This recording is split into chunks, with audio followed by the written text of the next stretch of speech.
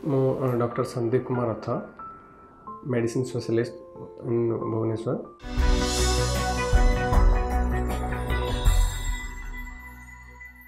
आज किसी important discussion करवा डेंगू ज्वर उपरे। विशेषकर डेंगू ज्वर एक भूताणुजनित रोग। यह आमर गोटे मनुष्य द्वारा मस्किटो द्वारा व्यापी थाए। तो विशेषकर यही डेंगू ज्वर हवा द्वारा लोक मानू बहुत ज्वर हुए, गोड़ हाथ बहुत बिंधा हुए, आखि बहुत जोर बथा हुए, मुंड बथा हवा, यह सब साधारण सिम्पटम हुए।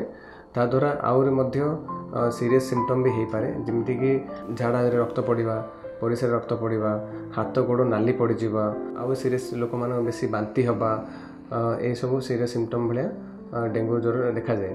तो विशेषकर बहुत लोक डेंगू ज्वर को साधारण ज्वर भावी अणदेखा कर दिखती, किंतु विशेषकर यही ज्वर हबार इनिशियली 4-5 दिन मध्य किसी हो न था। 5 दिन पर तार कॉम्प्लिकेशन आरंभ होता है, जेकोसी जहाँद्वारा कि लोक जानीपारती जहाँ भी कॉम्प्लिकेशन हुए डेंगूर, जमीती कि परिस्रा रक्त पड़ा, झाड़ा रक्त पड़ा, पेट बहुत जोर बथा हवा, आ मुंड बुले हवा, मुंड बहुत जोर बथा हवा, बहुत जोर दुर्बल लगे, हालिया लगे, ये सब विशेषकर कॉम्प्लिकेशन 5 दिन पर डेंगू ज्वर आरंभ होता है। तो लोक मानक एति सचेतन हवा दरकार जे यही समय रे विशेषकर ये जो सीजन अच्छी वर्तमान जुलाई आरंभ करके अक्टोबर मास पर्यंत जेकोसी ज्वर हेले आमे डेंगू टेस्ट तुरंत करने उचित। जेहेतु डेंगू ज्वर जदि ताहाकू जदि आगुआ जदि निराकार कर ताहले ताको जल्दी ट्रीटमेंट कले कॉम्प्लिकेशन जो माध्यम कमियार समय बहुत अधिका अच्छी। विशेषकर डेंगू रो लक्षण जहाँ को देखा जाए आमे से कही था कि ब्लड टेस्ट करने जहाँ भी ब्लड टेस्ट आम करने द्वारा डेंगू ज्वर डायग्नोसिसटा हो पारे।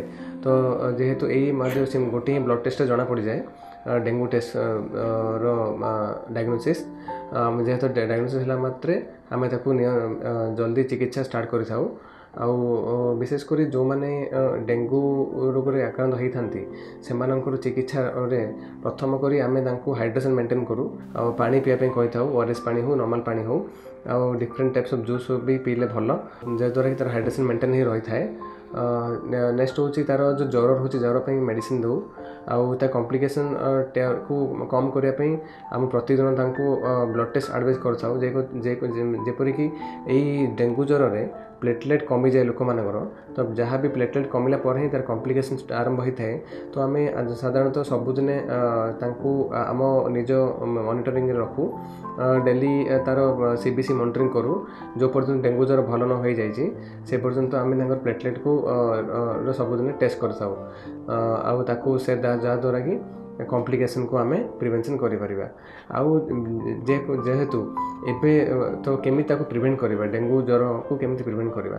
तो मेन कथा है आमे जो डेंगू लोक मान को हुए तो आमे सब एडवाइस करथाउ कि आखापाखि सब कौन सी प्रकार जो ड्रेन जो पानी थाए कि विशेषकर जो पानी माने संचालित हो पारे ना, तो ताको से भाया पानी को आम एवॉइड करथाउ। जेकोसी घर चारिपटे फूल तड़ा अच्छी, तो फूल तड़े पानी रहिले से बहुत दिन रही थाए, तो से फूल तड़ा को आम डेली पानी दे ताकू पुराना पानी को निष्कासित करा उचित।